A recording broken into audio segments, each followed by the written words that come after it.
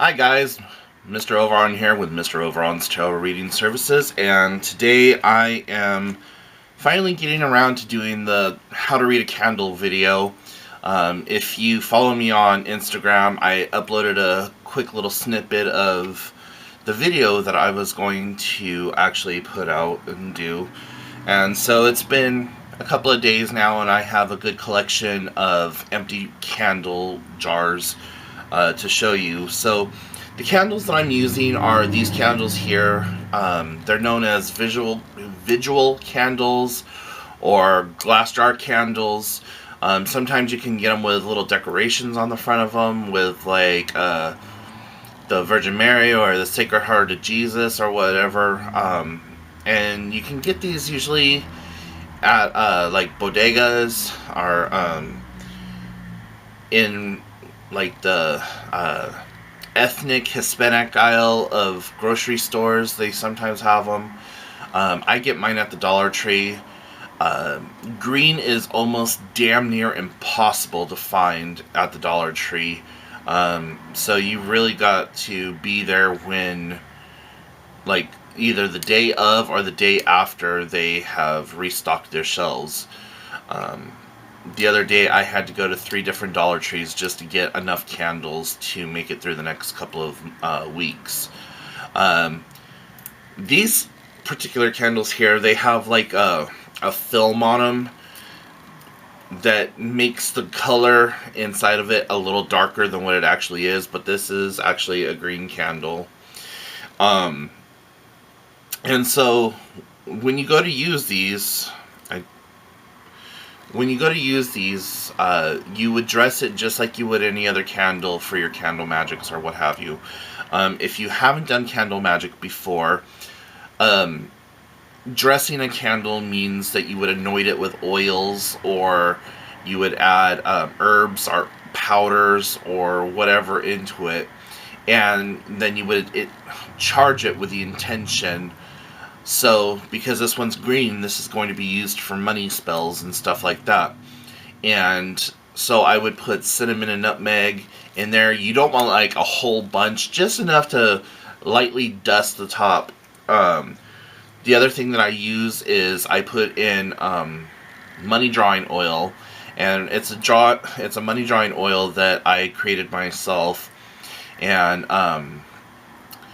so I just add a little bit in there, and you don't want enough so where you could swish it around. I mean, you don't want like 12 inches of oil and all that in there. And then you would just imbue the candle with your energy for the intent that you're going to use it for.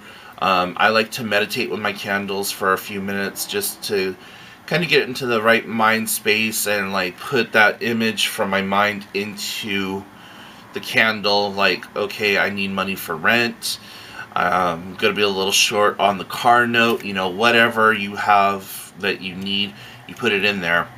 Now you can also write along the sides of the glass with like a Sharpie. I personally like using the window chalk markers, like high schoolers would use to put on like Go Team or whatever, because that really sticks on there pretty well.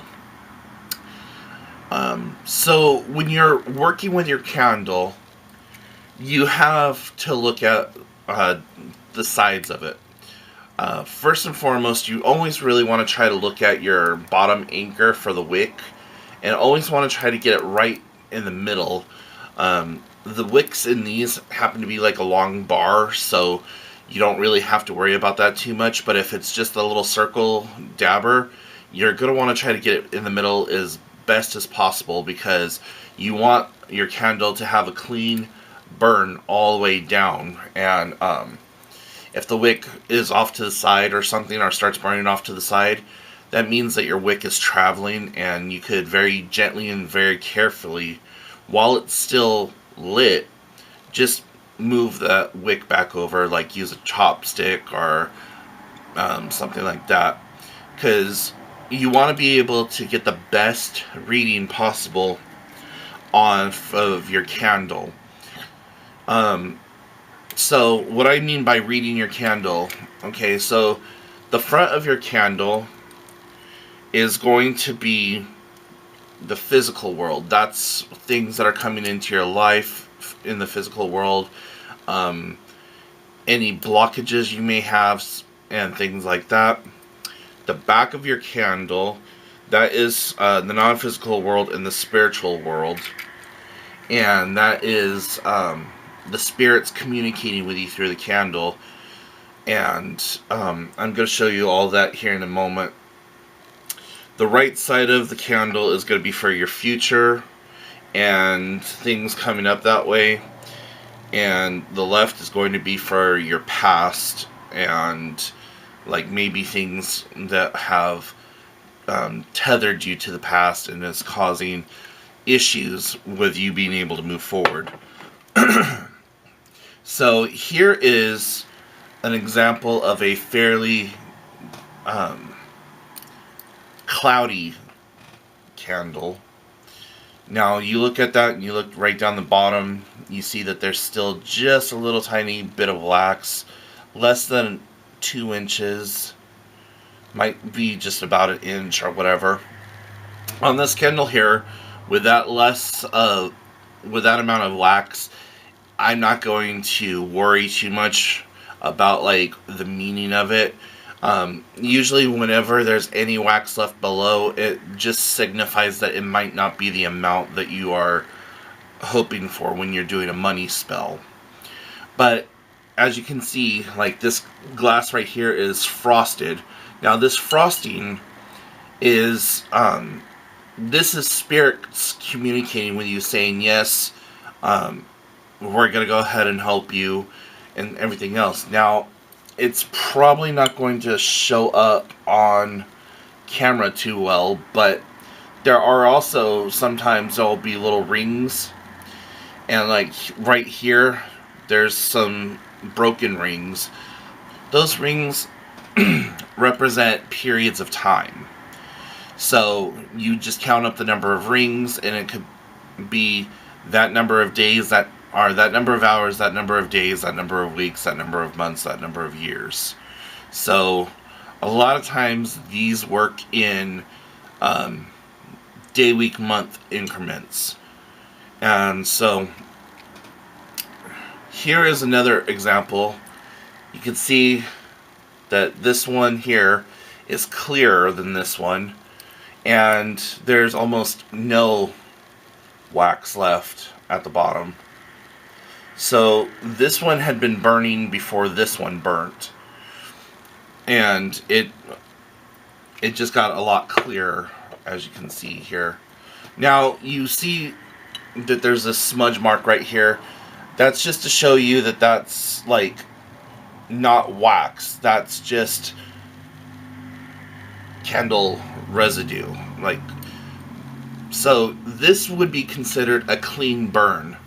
How just beautiful it burnt down, no charring or blacking on the sides.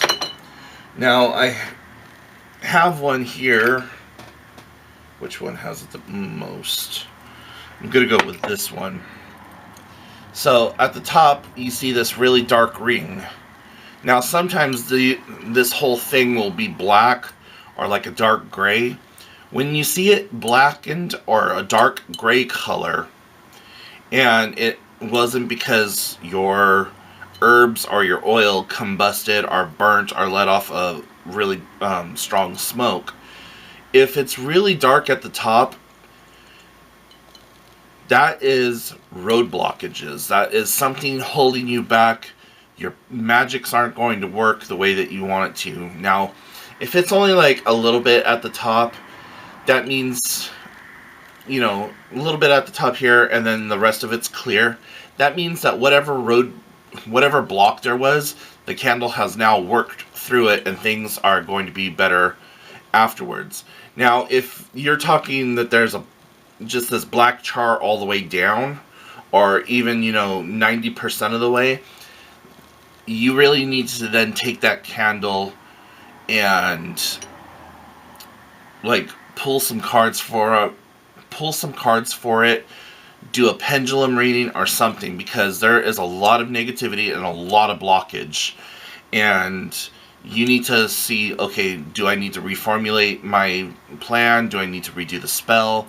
What do I gotta do? Now, what you're seeing on the top of this candle here is actually just some of the herbs. I got this one a little too herby, and so as it started to melt down, it just left this little ring of cinnamon and nutmeg right there. But when you look down the center, you can see that it's a really clear burn. And then toward the bottom here, there's like this really big bunch of wax. It's not a complete circle, so what I would interpret that, because it's splotchy, but it's still a circle that goes the whole way around, is that toward the end, when that money is supposed to be coming to me, it's going to be like trickling instead of just coming to me in one lump sum. And I've been burning these candles now for like 3 or 4 weeks straight. As soon as one is spent, I think it, I redress another candle, set it on my altar, light it, set it, forget it. And that's one thing you got to do. You got to let these just burn themselves out. Put it in a fire-safe bowl. Put it in your sink, wherever it's not going to be disturbed, and just let to burn. I have a baker's rack that I have created an altar space on, and I just leave this on top of a bed of lucky rice. And I have a little offering in the bowl also. But with these candles now, I'm starting to see the money coming in. And I burn these candles for myself, my friends, my family, and my clients. And so I will put all of their intent and things into the candle. And then for my personal self, I like to ring a bell 3 times over the candle. So I'll go diddle-diddle-ling, diddle-diddle-ling, diddle-diddle-ling. And that helps me set the intention, and then I'll say a small petition prayer like, Blessed Goddess, Mother Divine, hear this prayer of mine. I call to you and ask for abundance and money to come into my life, my friends, my family, my clients' lives. Help us each in our struggles, and just make it kind of personal. Now, if you're only doing it for just yourself or your client or a family member, then yeah, you could throw in everything about that person. You could be like, my sister needs $1,500 so she can get some house repairs done and be able to have enough money for lights, water, gas, and food for the next couple of weeks. And just put all of that into it. Now, you don't have to piggyback on a candle. That's just my personal thing that I do. You can light a candle for every person that you feel is necessary. Now, also doing in candle magic, I'm just talking about money right now, but you can get these candles in a variety of colors. I have yellow, white, blue. You can get them in black and red also.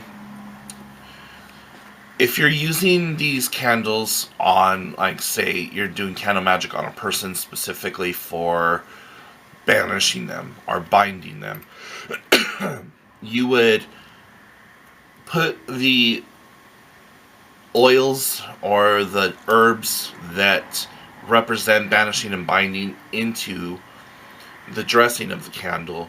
Now, if it was just a regular taper candle, you would rub the oil on the candle. And I think I have some, I have a little taper right here. No, that's not a taper, so I'm just going to use this as an example. So if you want something to go away from you, you would hold the candle with the lit end away from you, and you would dress the candle going from bottom to top because you're pushing that away from you. You don't want that around you.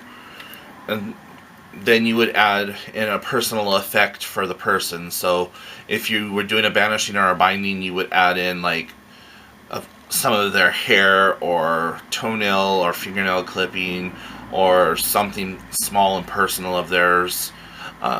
Any number of things.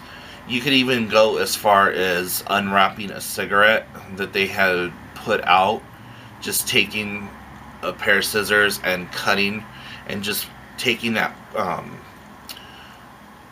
paper wrapping and then cutting it smaller and sprinkling it in there. Don't put the cotton in there because the cotton's going to absorb the wax, and it could also catch on fire, and that will give you a misread because of it being stuck to the side or catching on fire, causing it to get blackened or whatever else. But something easily burnable or consumed by fire, if they like a certain spice, add that in there as a representation. Representational magic is just that. It's something that you can connect with, that reminds you of that person, that connects you to that person, and makes you want to think or feel about that person. So yeah.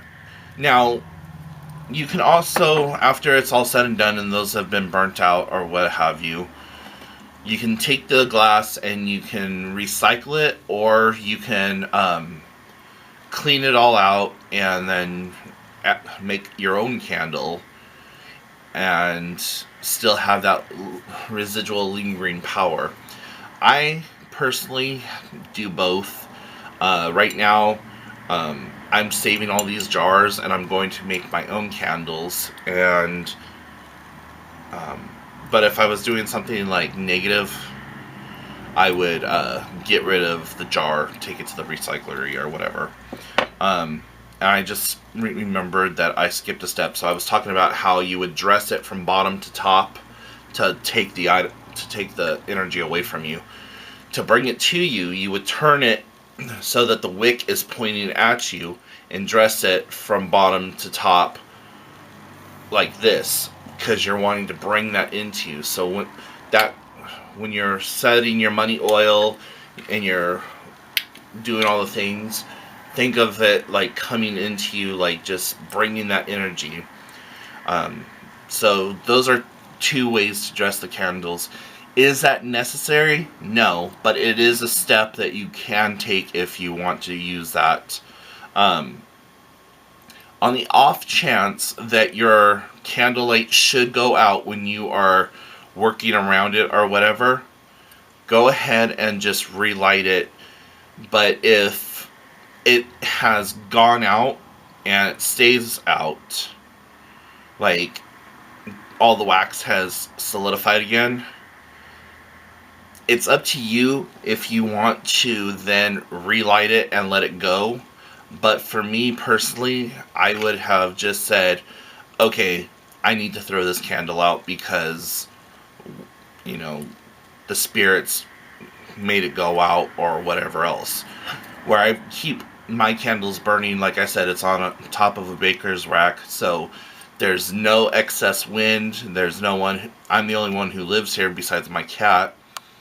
And so if it went out, there's no wind sources by that area. So that would tell me that it either went out because the spirits didn't want me to use that candle for my magical workings, or because the candle just wasn't strong enough to do the spell that I wanted it to. So there's kind of a down and dirty how to read candles and how to do some basic candle magic. If you want me to go into more depth and detail of candle magic and maybe even do a candle magic ritual on a video, let me know. But yeah, so for now I'm going to call it good and I'm going to wrap it up. So if you have any questions, comments, concerns, leave them in the comment section down below. And if you would like to have a reading or spell work or whatever done, head over to the website. That's mroveron.com, MROVERON.com. And if you would like to talk to me privately, go ahead and shoot me an email, and that's mroveron@gmail.com. So until then, I will see you all later. Bye, witches!